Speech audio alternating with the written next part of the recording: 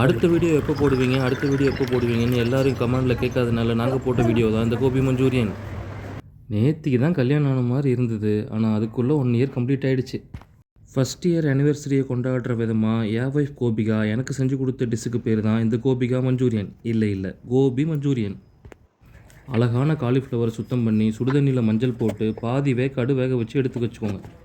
அரைவேக்காட்டு காலிஃப்ளவரை எடுத்து அரிசி மாவு 1 ஸ்பூனும் கார்ன்ஃப்ளவர் மாவு 1 ஸ்பூனும் 1/2 ஸ்பூனும் மிளகாத்தூளும் சேர்த்து நல்லா பரட்டி விட்டுக்கோங்க. இப்போ என்னடா பிளான்ல இருக்கு நீ? அடுப்பை ஆன் பண்ணி பாத்திரத்தை வச்சு ஆயிலை விட்டுக்கலாம். என்னடா ஆயில் இவ்வளோ கலராக இருக்குன்னு ஃபீல் பண்ணிடாதீங்க, இது சுத்தமான சிக்கலாட்டின ஆயில் தான். ஆல்ரெடி ஒரு டைம் ஆனியன் பக்கோடா பொரிச்சதுனால வந்த கலர் இது. அரிசி மாவு கார்ன்ஃப்ளவர் மாவு மிளகாத்தூள் உப்பு போட்டு பரட்டி வச்சுருக்கிற அந்த காலிஃப்ளவர் எடுத்து ஒன்றா ஆயிலுக்குள்ளே ஒட்டுற வேண்டியதுதான். பொரியிற சத்தம் கொஞ்சம் ஹெவியாக வரும், பயந்துடாதீங்க. அவ்வளவு சத்தமாவா கேக்குது? ஆயில் கூட சண்டை போட்டுக்கிட்டு இருக்கிற காலிஃப்ளவர் வேவறதுக்குள்ளார அடுத்து தாளிப்புக்கு தேவையான வெங்காயம் பச்சை மிளகாயை நறுக்கி வச்சிடலாம்.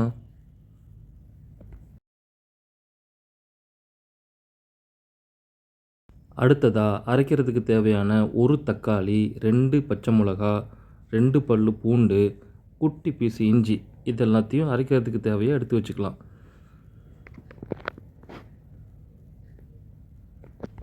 சபா இப்பவே கண்ணை கட்டுது.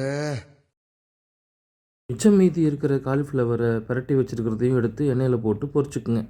இந்த கேப்பில் ஏதாவது ஒய்ஃபுக்கிட்ட பேசுவோமேனு ரொம்ப கஷ்டமாக இருக்குப்பா மார்க்கெட்டிங் ஃபீல்டுன்னு சொன்னால் கவலைப்படாதீங்க, கூட நான் இருக்கேன், எது வேணாலும் பண்ணிடலாம் அப்படின்னு டைலாக் விட்டுட்டு அவள் பண்ண காரியத்தை பாருங்களேன். வாழ்க்கையில் ஏதாவது சாதிக்கலான்னு நம்ம நினைக்கிறப்ப தான் பசி எடுக்குது. சரி சாப்பிட்டு சாதிக்கலான்னு சாப்பிட்ட உடனே தூக்கம் வந்தது, நான் என்ன பண்ணுறது? ஃபைனலி நம்ம டிஷ்ஷோட கடைசி கட்டத்துக்கு வந்துட்டோம். பூண்டு உங்களுக்கு தேவைப்படுதுன்னா ஒரு ஆப்ஷனுக்காக போட்டுக்குங்க. கட் பண்ணி வச்சுருக்கிற வெங்காயம் பச்சை மிளகா அந்த இஞ்சி பூண்டோடு சேர்த்து ஒரு பரட்டிக்கோங்க. ஆயில் விட்டு ஒரு பாத்திரத்தில் நீங்கள் அரைச்சி வச்சுருக்கிறது தக்காளி விழுதுகள் எல்லாத்தையும் சேர்த்து ஒரு அதே பாத்திரத்தில் ஊற்றி எடுத்துக்கோங்க. அந்த பச்சை வாசனை போகிற வரைக்கும் எல்லாத்தையும் வேக வச்சுட்டு குட்டியாக ஒரு ஸ்பூன் கார்ன்ஃப்ளவர் மாவு எடுத்து தண்ணியில் கலக்கி அதையும் உள்ளே ஊற்றிக்குங்க. இப்போது நீங்கள் காரமும் உப்பும் செக் பண்ணிக்கோங்க, தேவைக்கேற்ப காரம் உப்பு போட்டுக்குங்க. இது கூட நம்ம பொரித்து வச்சுருக்கிற அந்த காலிஃப்ளவர் எடுத்து உள்ளே போட்டு ஒரு பரட்டிட்டு நல்ல சூடான டீ ப்ளஸ் கோபி மஞ்சூரியன். சூப்பரான ஈவினிங். பாய் மக்களே.